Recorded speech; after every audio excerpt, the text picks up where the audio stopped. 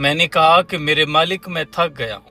تو جواب آیا میری رحمت سے کبھی مایوس مت ہونا۔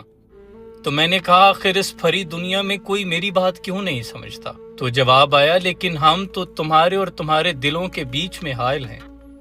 تو میں نے کہا پھر آخر کیوں اس پھری دنیا میں خود کو تنہا محسوس کرتا ہوں؟ تو جواب آیا ہم تمہاری شارک سے زیادہ تمہارے قریب ہیں۔ میں نے کہا پھر لگتا ہے تو بھی مجھے بھول گیا ہے۔ تو جواب آیا تم مجھے یاد تو کرو، میں تمہیں یاد کروں گا۔ تو میں نے کہا کہ آخر کب تک مجھے ان مصیبتوں ان آزمائشوں پر صبر سے گزرنا پڑے گا؟ تو جواب آیا میرے بندے تم کیا جانو، شاید وعدے کا وقت قریب آن پہنچا ہو۔